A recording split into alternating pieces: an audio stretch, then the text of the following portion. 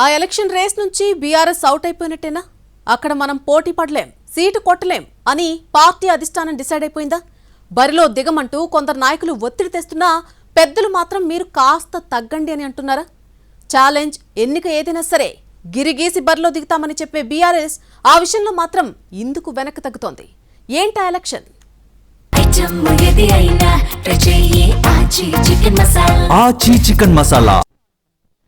దేశవ్యాప్తంగా ఖాళీగా ఉన్న రాజ్యసభ సీట్లకు ఎన్నికల కోసం కేంద్ర ఎన్నికల సంఘం షెడ్యూల్ ఇచ్చింది. ఆ ప్రకారం తెలంగాణలో 2 స్థానాలకు ఎన్నికలు జరుగుతాయి. ఈ నెల 26న ఇందుకు సంబంధించిన నోటిఫికేషన్ రిలీజ్ అవుతుంది.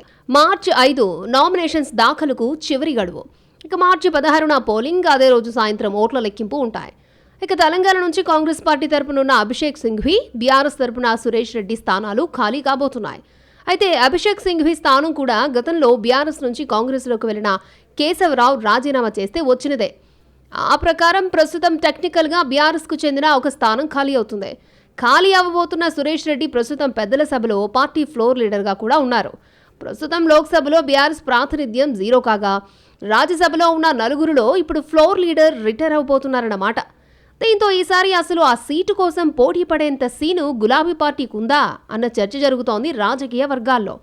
ఎమ్మెల్యేలే ఈ ఎన్నికల్లో ఓటర్లు అయినందున బలబలాలను విశ్లేషించుకుంటున్నాయి అన్ని పార్టీలు. తెలంగాణ అసెంబ్లీలో మొత్తం 119 మంది ఎమ్మెల్యేలు ఉన్నారు. వీళ్ళంతా కలిసి 2 రాజ్యసభ సభ్యుల్ని ఎన్నుకోవాల్సి ఉంటుంది. అధికార కాంగ్రెస్ పార్టీ ఎలాగో 2 అభ్యర్థుల్ని బరిలో దింపుతుంది కాబట్టి తన సీటు కోసం బీఆర్ఎస్ పోటీ పడితే 2 సీట్లకు 3 అభ్యర్థులు బరిలో ఉంటారు. ఇప్పుడున్న లెక్కల ప్రకారం ఒక అభ్యర్థి గెలవాలంటే కనీసం 40 మంది ఎమ్మెల్యేల మద్దతు అవసరం. కానీ ప్రస్తుతం బీఆర్ఎస్ కు నికరంగా చెప్పాలంటే 27 మంది ఎమ్మెల్యేలే ఉన్నారు. ఇక పార్టీ మారిన 10 మందికి విప్ జారీ చేసి ఓటు వేయించుకున్నా సరే నంబరు 37 అవుతుంది తప్ప గెలుపునకు కావాల్సినంత రాదు.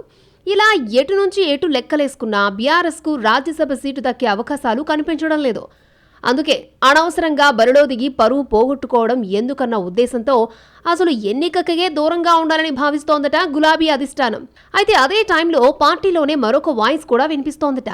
రాజ్యసభ ఎన్నికల్లో పోటీ చేయడం ద్వారా పార్టీ మారిన వాళ్లకు విప్పిచ్చే అవకాశం వస్తుంది కాబట్టి రంగంలోకి దూకుదామని అంటున్నట్టు సమాచారం. వాళ్ళ మాట ఎలా ఉన్నా సరిపడా బలం లేనప్పుడు ఎందుకా గోలా అన్న ఉద్దేశంతో పార్టీ పెద్దలు ఉన్నట్టు తెలిసిందే. ఈ లెక్కన గులాబీ ఖాతాలో నుంచి మరొక రాజ్యసభ సీటు పోయి ఇక 3 మిగులుతారు. మరొక 2 ఏళ్ల తర్వాత ఇంకో 2 సీట్లకు ఎన్నికలు జరిగినా అవి కూడా కారు పార్టీకి వచ్చే అవకాశమే లేదు.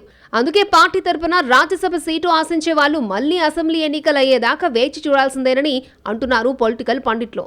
మొత్తం మీద పార్లమెంటు ఉభయ సభల్లో గులాబీ పార్టీకి ఒక చోట అస్సలు ప్రాతినిధ్యం లేకపోగా మరొక చోట తగ్గిపోతూ ఉండడం తెలంగాణ రాజకీయాల్లో చర్చనీయాంశంగా మారుతోంది.